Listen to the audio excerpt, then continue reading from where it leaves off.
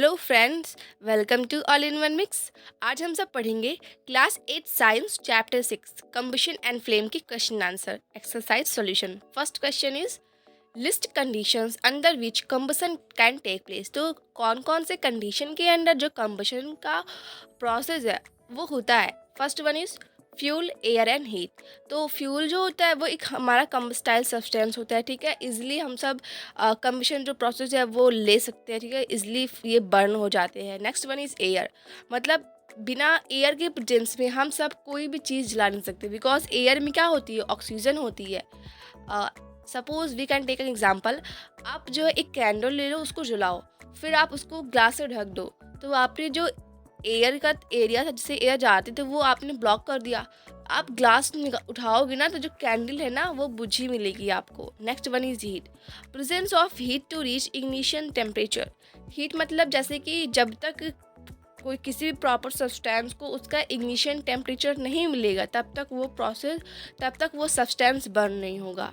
Next one is second है fill in the blanks, burning of wool and coal causes pollution of air. तो मतलब देखो, जो हमारे ऊल और कोल है ना उससे जलाने से क्या होते हैं, हवा में पॉल्यूशंस होते हैं।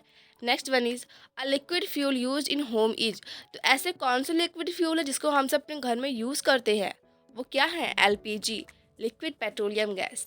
Next one is fuel must be heated to its start burning. मतलब फ्यूल को हम सब तब तक हीट करते हैं जब तक वो वो जलने ना लग जाए। उसे तब तक हीट करेंगे जब तक उसको उसका इग्निशन टेम्परेचर न मिल जाए, ठीक है। Next one is fire produced by oil can not be control by. मतलब जैसे कि जब जो तेल से आग लगती है, ठीक है, जहाँ पे कोई तेल गिर गया वहाँ पे और आपने मैच स्टिक लगा दी, वहाँ पे आग लग गई, तो जैसे हम उस पर पानी डालेंगे ना तो वो और फैलता चला जाएगा, बिकॉज जो वाटर होता है वो हैवी होता है as compare to oil. Oil का जो वेट होता है ना वो लाइट होता है, तो ऑयल जो होता है वो वाटर के ऊपर सरफेस पर ही रहता है, तो वो और ज़्यादा फैल जाएगा। तो हम सब उसे वाटर से कंट्रोल नहीं कर सकते, उसकी प्लेस पे हम सब जो कार्बन डाइऑक्साइड आता है उसको यूज़ कर सकते हैं। नेक्स्ट वन क्वेश्चन था यही थर्ड वाला, मैंने इधर लिखा नहीं है।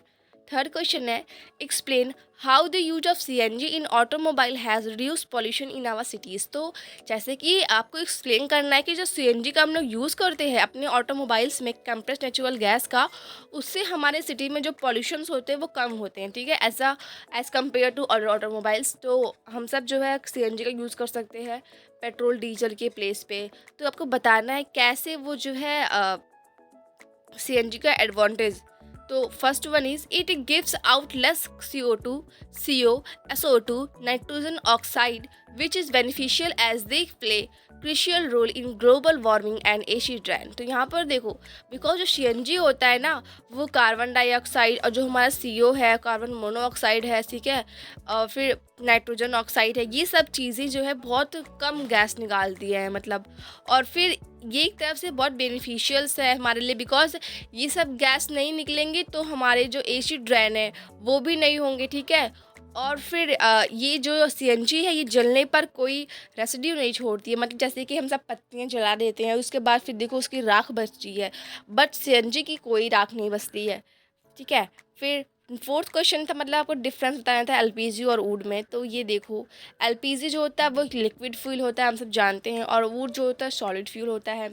और एलपीजी को हम सब इजीली कैरी कर सकते हैं, वुड जो है कैरी करना इजी नहीं है, बिकॉज बहुत ज़्यादा अमाउंट में हो जाते हैं और हैवी भी होते हैं।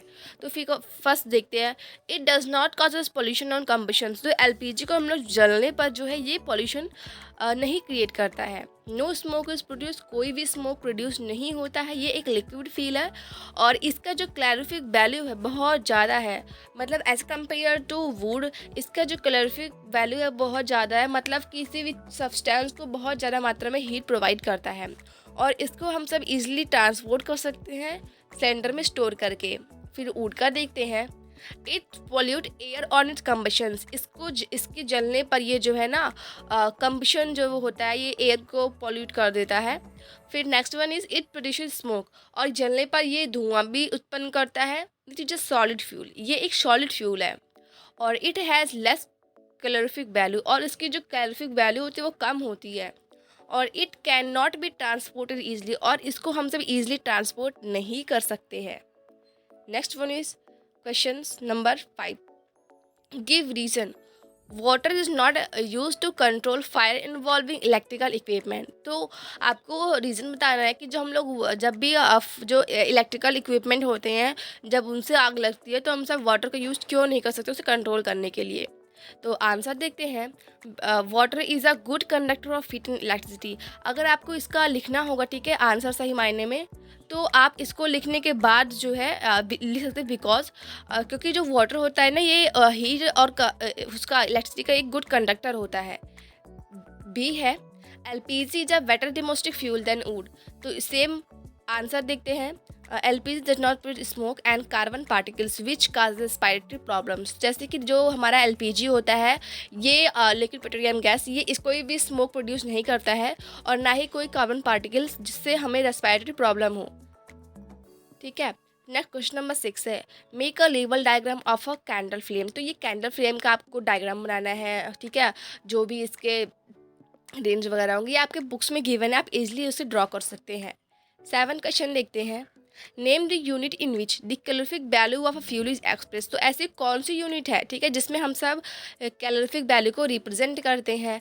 तो वो क्वेश्चन नंबर 7 था, तो इसका आंसर है केजी, ठीक है, मतलब किलो जूल पर केजी में। ठीक है। तो अब क्वेश्चन नंबर 10 देखते हैं। 10 क्वेश्चन गिवन है, नहीं, पहले हम सब क्वेश्चन नंबर 8 देखेंगे।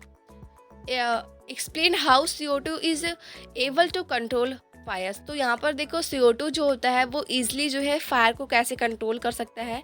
बिकॉज देखो आग लगती है ना, तो वो ऑक्सीजन की वजह से लगती है। जब तक एयर में ऑक्सीजन नहीं होगा तब तक जो है आग नहीं लगेगी। ठीक है।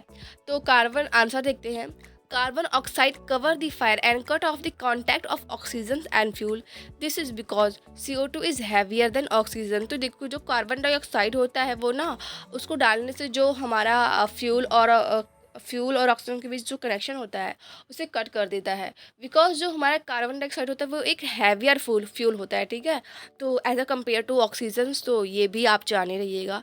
जैसे कि आप सब देखोगे व्हीकल्स में भी कार्बन के सिलेंडर होते हैं ना, वो भी यूज़ कर सकते हो। तो next one is, it is different to burn a heap of green leaves but dry leaves catch fire easily. जैसे कि आप जानते हो कि ग्रीन लीव्स जो होते हैं उसको आप जलाओगे तो वो जल्दी से नहीं जलेंगे, लेकिन अगर आप सूखी पत्तियां जलाओगे तो वो ईजिली जल जाएंगे।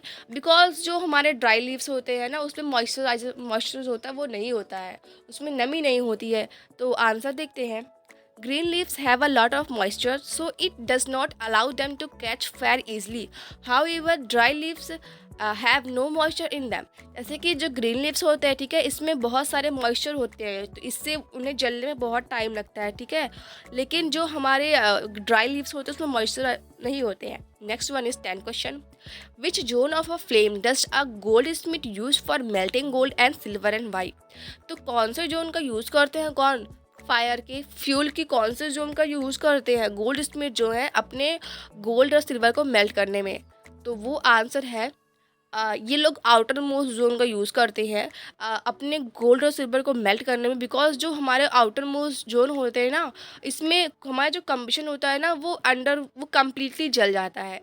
11th क्वेश्चन है, in an experiment 4.5 kg of a fuel was completely burn. मतलब कोई भी एक्सपेरिमेंट है उसमें 4.5 kg जो फ्यूल है हमको उसको कम्प्लीटली बर्न कर ले रहे हैं, और उसमें जो है 180,000 जो हमारे हीट है वो प्रोड्यूस हो रही है।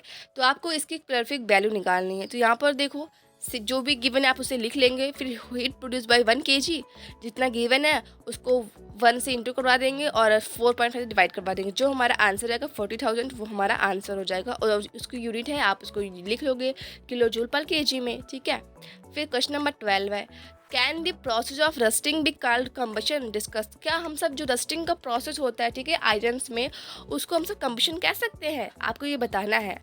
तो आंसर देखते हैं, the process of rusting emits heat during the formation of its oxide, so we can call the process of rusting as slow combustion। जैसे कि हम सब जानते हैं जो रस्टिंग होता है ना वो अपने अंदर जब वो ऑक्साइड का फॉर्मेशन करता है तो वो हीट प्रोड्यूस करता है। तो इसलिए हम सब इस प्रोसेस को रस्टिंग कह सकते हैं, मतलब रस्टिंग को हम सब स्लो कम्बशन कह सकते हैं। So friend, thank you for watching this and don't forget to like and share the video.